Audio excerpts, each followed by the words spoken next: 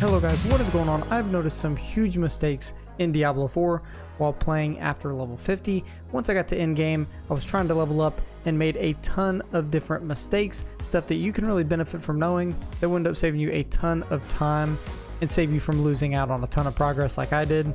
There are a bunch of things in the endgame that take a decent amount of time to learn, and I'm going to go over those things now, along with the 5 things that you should do once you reach endgame to really max out your character and progress at the rate that you should be. So the first thing once you get done with level 50 is you're going to go and get introduced to the Tree of Whispers. The Tree of Whispers is important whether you're just starting at level 50 or even a little bit after, because it is a dependable way to get nightmare sigils. If you're not familiar, nightmare sigils are used to open nightmare dungeons. So if you go to your consumables tab, once you end up getting some, they'll be right here, and they are based on different tier for difficulty, and these would be the things you definitely want to start stacking up on as soon as you can, because this is going to be one of our big progressors in the game.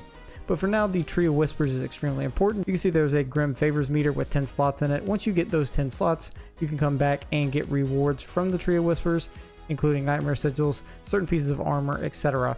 And the way this works is you see these individual things on the map. Some of these dungeons turn into harder dungeons or challenges that you can do, and you then in turn get Grim Favor. Once you get 10 Grim Favor, you come back in and turn it into the Tree of Whispers for a reward. Again, the only current ways to make nightmare sigils, which is why it's important to start off getting them from the Tree of Whispers and then visiting the occultist in any town, where you can then go in and actually craft these nightmare sigils using sigil powder.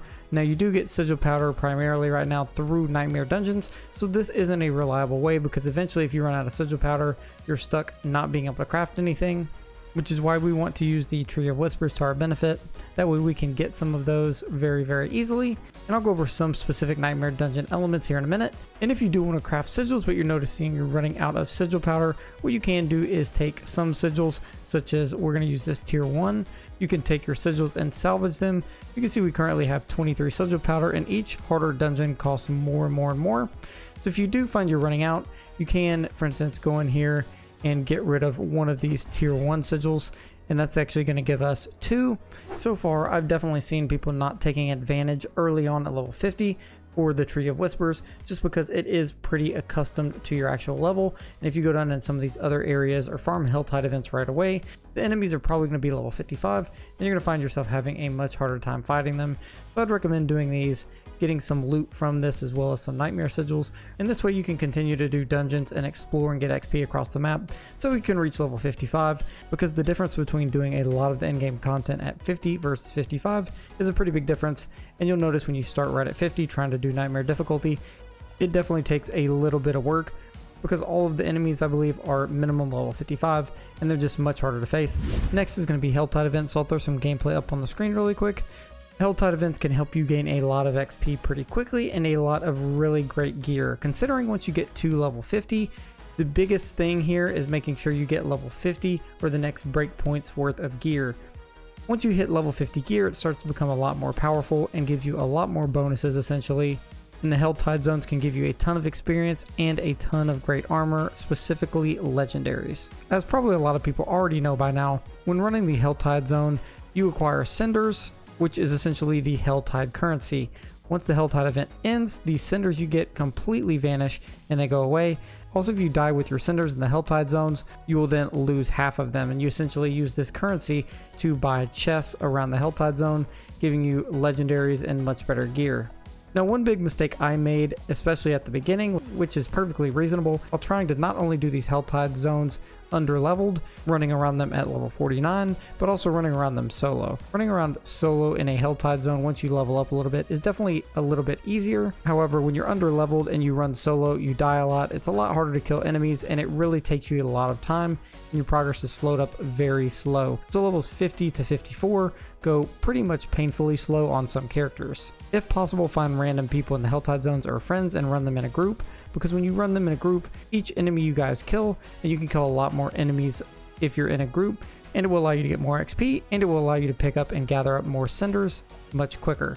Now, the other big mistake I made with Helltide zones, to hopefully save anyone who hasn't really run them a lot yet, the trouble is running around these Helltide zones trying to find certain chests. Now, if you're not aware, there are certain chests named specific things, and certain ones require a certain amount of currency. Some require 50, some require 75, some require 175. There are specific chests in each Helltide zone that require 175 cinders, and these are the best to save up because instead of getting one legendary from a separate chest, if you open these 175 cinder chests, they give you anywhere from 3 to 5 legendaries, and most of the time I'm getting 4 to 5 legendaries every single time I open one, and there's always at least 2 of them in each Helltide event. So try your best to run with a group to get as many cinders as you possibly can quicker, and then I'll link a website down in the description called helltides.com. Essentially what it is it is a current live map of the Helltide event across the Diablo servers, and it shows you, just for example here, 4 possible chest locations from where the chest is at, and then people vote on where the chest is at so you can see where exactly they are, so you don't have to sit here and search for them over and over again, because sometimes they take 20-30 minutes to find. If you're going to run a Helltide, bookmark this site, pull it up really quickly and see where the chests are at, just so you can get your cinders, get your good legendaries, and get out of there and not waste 50 minutes to an hour trying to look for these things. So next is Nightmare Dungeons. Now Nightmare Dungeons are harder difficulties of dungeons, giving you more XP, and basically the Nightmare equivalent level of a dungeon. You can access these by sigils, which again you can get through various methods in the game that we already discussed. But once you get a sigil, essentially you can right click on it and activate it, and it will activate a Nightmare Dungeon. As you can see, once I activate it, I activate a Nightmare Dungeon right here. This will give me the Blind Burrows Tier 1 Nightmare Dungeon, and this is going to be located right here. So basically, when I go to that dungeon, there's also certain affixes that go along with this dungeon. You can see you're going to find 20% more gold, empowered elites. This is going to give you examples of what the modifiers are on the enemies in case you want to use consumables, which would give us a perfect opportunity to craft or use a potion to kind of counteract that effect. Now, there's a couple things to do regarding Nightmare Dungeons, so you can make sure you pick the correct ones and get the most XP possible. So the way Nightmare Dungeons work, enemies in the Nightmare Dungeon can be much higher level than you if you use a high enough tier sigil. Now there is a certain formula for determining how strong the enemies are or what level they're going to be, so keep that in mind when picking a tier, because if you're level 50 and let's say you do a tier 10 Nightmare Dungeon, you may have a really hard time and not be able to do it. Essentially, to determine the enemy's level, it's going to be that the enemy is currently level 50 by default, and then you're going to add your world tier difficulty. Mine is currently on 3 because I'm on Nightmare difficulty. That would give us 53, and then you're going to add to that whatever actual tier sigil you have. So if I added this, it would be 53 plus 1. The enemies would be level 54. If I added this one, if I added a tier 10 sigil, the enemies would go from 53 to 63, meaning all enemies in the dungeon would be level 63, while I'm level currently 58. Now this is really important to know because there are some big XP bonuses and there are some really big XP drop-offs that can actually really hurt your progression without you even noticing. And I'll throw up this graphic. There's specifically an XP boost you can get depending on which Nightmare sigil you select, which is why it is important. So let's say, for instance, if I'm level 58, if the enemies are 1 level above me, I'll get 15% extra XP. If the enemies are 2 levels above me, I'll get 20% XP. And if they're 3 levels above me or more, I'll get 25% XP. And if the enemies are more than 3 levels above you, essentially the XP keeps going up. But at this point, past 3 levels, it drops off pretty drastically.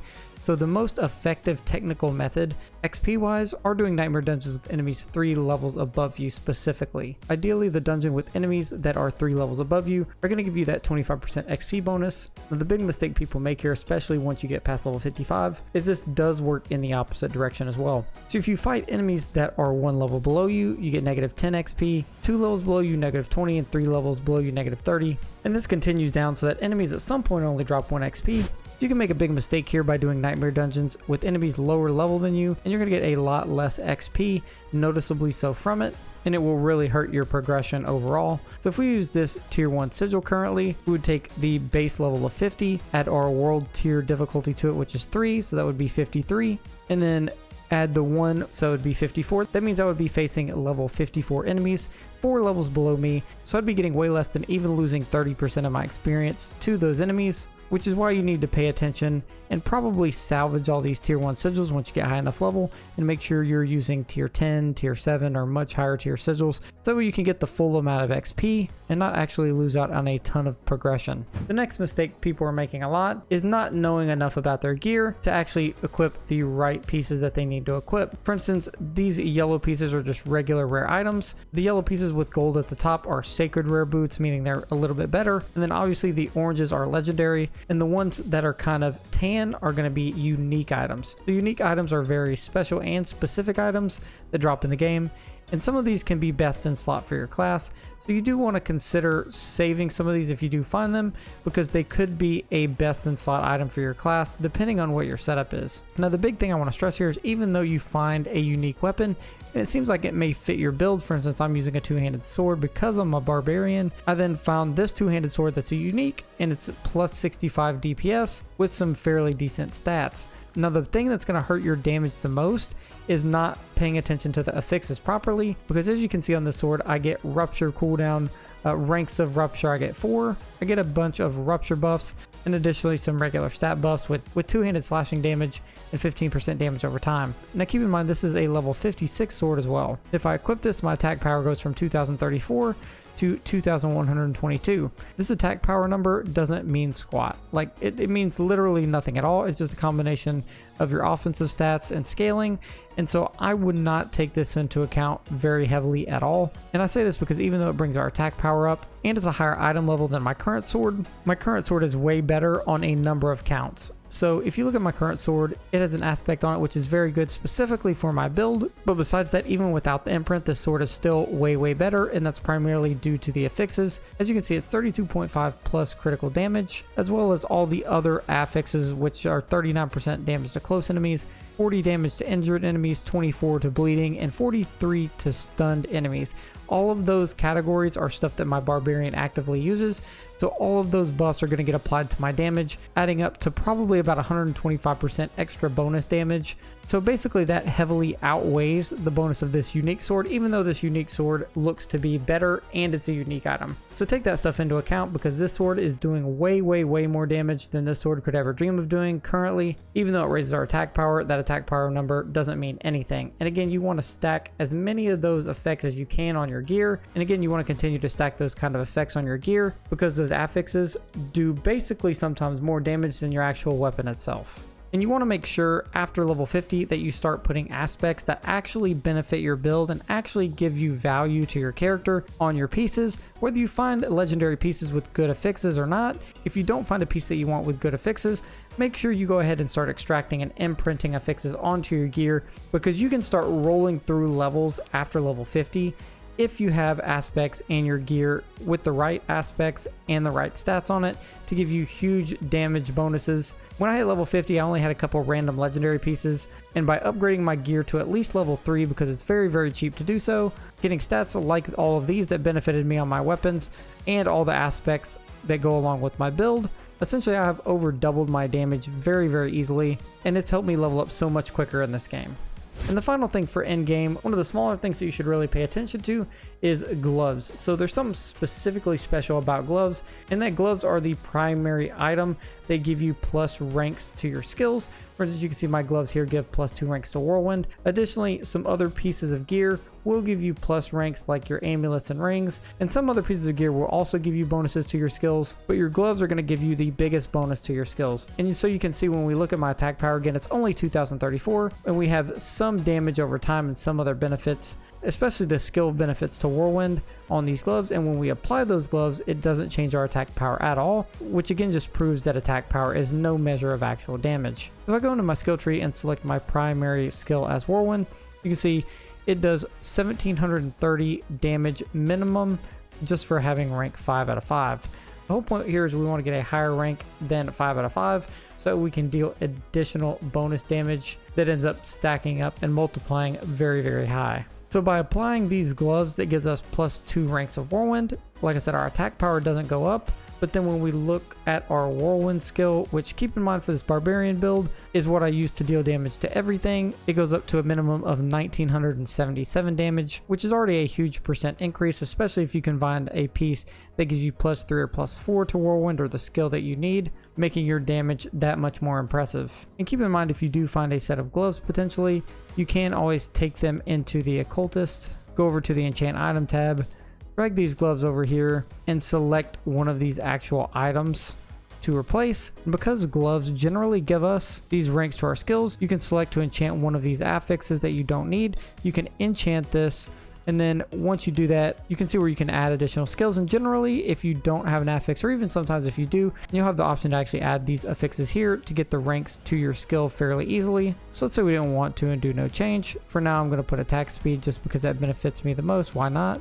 But then if we wanted, technically we could come in and re-roll this again. But the extra damage you do to everything with these extra ranks on your gear, whether it's on your gloves or any other piece, is massive compared to your damage without it. So definitely work to at least get these on your gloves, which will be the easiest thing to do. And trust me, it will help you level up and go through this endgame content much quicker. That being said, those are a lot of the big mistakes that I saw initially, and it took me a while to go from level 50 to level 55 because of it. Hopefully now that you know all of this stuff, you won't make the same mistakes I did, and you can focus on your gear, your aspects, and maximizing how much XP you're getting from nightmare dungeons and in-game content such as Helltide. That being said, if you guys like this video, make sure to drop a like down below, subscribe to the channel, or check out this video on the left or the right for more Diablo content, and I'll see you guys later. Peace.